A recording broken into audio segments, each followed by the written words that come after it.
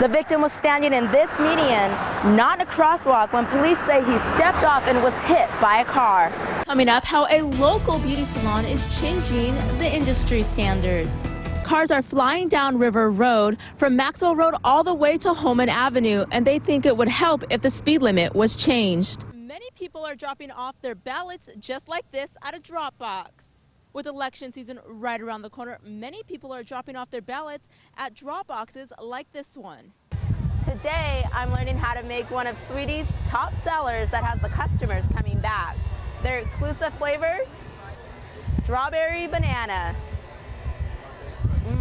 To plant pinwheels like this all around town. In Corvallis, students at the OSU Veterinary School are hard at work making sure they find a way to relieve pain in smaller animals with physical therapy, and it all starts with a treadmill. She loves Dave. David Meyer is just one of the many physical therapists at OSU Veterinarian School who spends his day working out with small animals like Ruby. If you have surgery here at OSU, and it's an orthopedic or neurologic surgery, you're going to see some rehab. The program started back in 2008 and is designed to teach vet students about physical therapy and rehabilitation using research to improve outcomes for different therapeutic exercises like underwater treadmill therapy. The warmth actually prevents pain, and it's equal to 1 dose of a nonsteroidal and NSAID for pain management in dogs and cats. And Gabriella Hike is just one of the many clients who brings her dog in for her ailing arthritis. And I'm really appreciative, you know, to have such high quality care from my family member. I can hardly even call her a dog because she's really a part of the family. Associate Professor Dr. Wendy Baltzer says although water therapy is not uncommon for animals, smaller animals are finally able to benefit from it. We can reduce the amount of drugs that they have to take, as well as improve their muscle mass, help them become more mobile and happier and healthier at home for a lot longer in their life. And for Hike and her furry family member, it would seem a treatment only reserved for adults is helping her tread her way back to her healthy self. She's walking more, she's more relaxed, she doesn't seem to be in pain. And this is just one of the largest physical therapy units on the West Coast that offers training and active research for small animals. The OSU Veterinarian School says that the vet hospital is open to the public and volunteers are always needed. Reporting live in the studio, Angelica Leilani, KEZI 9 News. The Pete Moore Hospice House has been a long time in the making, and it's one of the first facilities of its kind in the Lane County area. And now one man is organizing a 167-mile bike ride to help raise funds for the new facility. Zach Page started this journey as a way to give back to something so near and dear to his heart. He says it's taken them more than 12 years to raise money to build the hospice house. And as an avid cyclist for many years, he wanted to help raise money for the last stages of the house. Page organized a bike ride from Three Sisters all the way to Dorena Lake, a ride he did last year for fun. He turned this year into a fundraiser. It's a ride that we do to honor people that we have lost and kind of challenge ourselves to do something that we wouldn't normally do because we can, because we're still here and because we can still live our lives and still, mourn the loss of our loved ones. Page says the trail they'll be taking symbolizes the bereavement stage that people go through when saying goodbye to their loved ones. He says right now they have about 7 people signed up to ride, but their goal is to have at least 25. The ride will take place the weekend of June 3rd through June 5th, and we'll have that information on our website. Live in the studio, Angelica Leilani, KEZI 9 News. The Hayden Bridge Tap House opened its doors just 5 days ago, and it's been a dream in the making for a husband and wife duo for many years, and now it's all coming true. What started out as a hobby for the couple in 2009 brewed into a passion of mixing business with pleasure. The couple told us that even though Eugene is known for microcraft breweries and tap houses, when it came time to pick a location, they knew that the Hayden Bridge area was the right choice for them. They say being one of the few tap houses in the Springfield area, there's less competition and more opportunity to thrive. And according to the Oregon Employment Department, in 2014, breweries aided to the local economy by creating more than 800 jobs. The owners say they just wanted to give their neighborhood summer fun to connect. We wanted to bring a kind of a community pub to Hayden Bridge just because there's nothing here, and It's been really great. People come in and they've never met each other, but they're neighbors. The tap house will carry 50 different types of beers, along with wine and cider and kombucha. And the couple is also working on opening a kitchen at the tap house so that they can serve food. And then next, they plan on renting the space next door so they can start brewing their own beer. The tap house is actually open right now, but it plans on having a big ribbon cutting ceremony with the mayor of Springfield in the next few weeks. And we'll have all that information on our website. Live in the studio, Angelica Leilani, KZI 9 News. Green Hill Humane Society's 23rd annual Bark in the Park is happening this weekend, and it says this is an event you don't want to miss. Participants will have the chance to walk or run with their furry little friends at Alton Baker Park in Eugene. This event helps the local shelter raise money to care for more than 3,000 homeless animals in Lane County that otherwise would have nowhere to go. Organizers say Bark in the Park is an important event to the community. We have families coming from all over who can participate. We welcome children and dogs and adults. Everybody can come out and have fun. Your cats may or may not like it, but everybody else is welcome to come out and have a great time.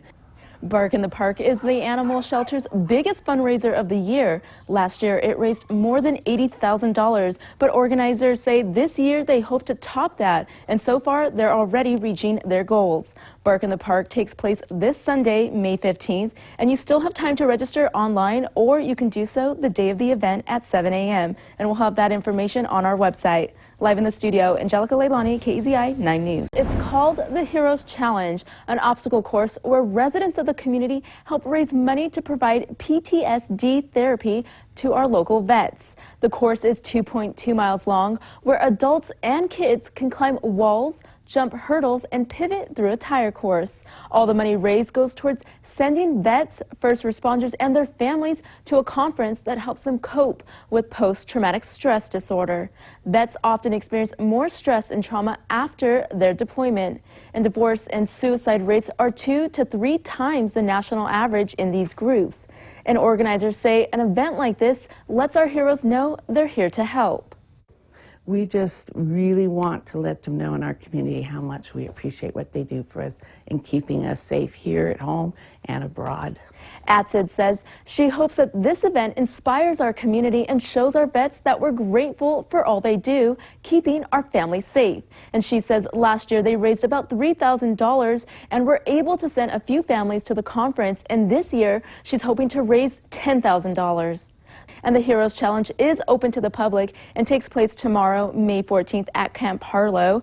It runs from 9 to 4, and you'll find more information on our website, kzi.com.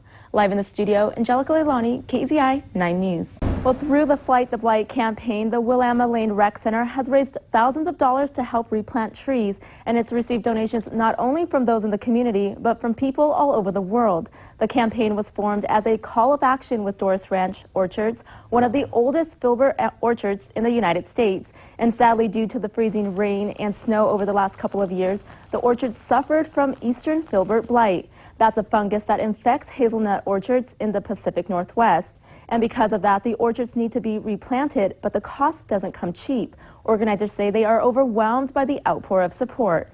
The response that we've seen to this Fight the Blight campaign is people from actually all over the world have contacted us to tell us their stories about how important Doris Ranch is to them. We just received a donation yesterday from Japan. Reed says the ranch is really important to the community because it's well loved by many. The ranch holds lots of weddings and summer camps where kids can get experience in living history.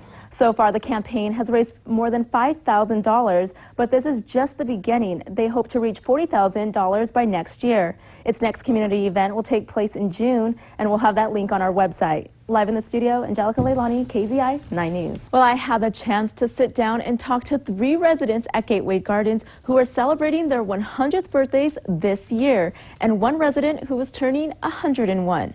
This is the first time that Gateway Gardens has had 4 residents living on its property hit the century milestone. The combined wisdom totals just over 400 years, and all 4 residents are seemingly thankful to have reached such a prestigious age. Though they've all journeyed to Eugene on separate paths, one thing has brought them all together, and that is their spunky spirits. A Gateway Gardens employee says that the centenarians are a joy to be around, Ed Peterson and Kathy Bush are just two of the residents that have arrived at Gardens more than 6 years ago. And though Ed has some thoughts on reaching 100, Miss Kathy didn't have much to say.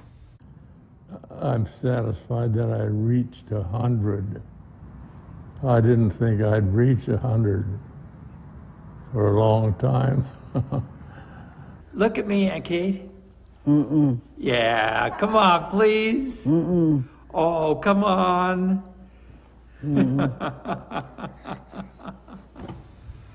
Let's go back home. Ed told me the key to living a longer life is learning to be happy. And although Kathy didn't have much to say, her nephew summed her up by saying she is a very special lady, and the Gateway Gardens employees agreed. Gateway Gardens is hosting a big birthday bash for all 4 residents later today, and I'm sure it'll be the party of the century. Live in the studio, Angelica Leilani, KZI 9 News. The city of Eugene is in the early stages of a new proposal for a quiet zone that would lessen the sound and as well implement new safety measures for the public. It is loud. I agree, it is loud. Dalma Stuck is talking about the train that crosses through her street daily. She says she's lived by the railroad for almost 9 years. When it does go by, if I'm sitting in my chair, I get a little bit of a vibration, so you can feel it, as it goes by. Things could quiet down if some residents have their way. For the past few months, a citizens advisory panel has been working with the city staff to implement a railroad quiet zone. That's what this is really all about, is creating safety improvements that would then allow the train to be able to cross through the city, inside the city of Eugene, throughout this proposed area without blowing their horns. To make that happen, Richardson says safety improvements have to be made at 10 railroad crossings in the downtown and Whitaker neighborhoods. That includes crossing gates, medians, and fencing, none of which comes cheap. The cost ranges anywhere from $6.8 to $7.3 million at this point, but we don't have any funding sources for that. I think it's definitely a welcome change because with the change of the noise level, they're also going to be adding different precautions. Though some businesses in the downtown area look forward to the change, not everybody wants the whistles to fade away. For the most part, I don't find it particularly problematic. It's actually, charming. I like it. And right now, the city is asking for the community's input. They're going to be having a meeting on April 26th between 4:30 and 6:30 p.m. at the downtown Eugene Library. And they say it'll be a while before anything is actually finalized. Reporting live in Eugene, Angelica Leilani, KZI 9 News. Oh, the walks are really fun. Kaylina Glover is talking about the walks that take little legs on an adventure to Imagination Land. The director of the Newberry Child Care Center says every week these heroes of our community stop by to read to her kids as part of the Officer Buddy program.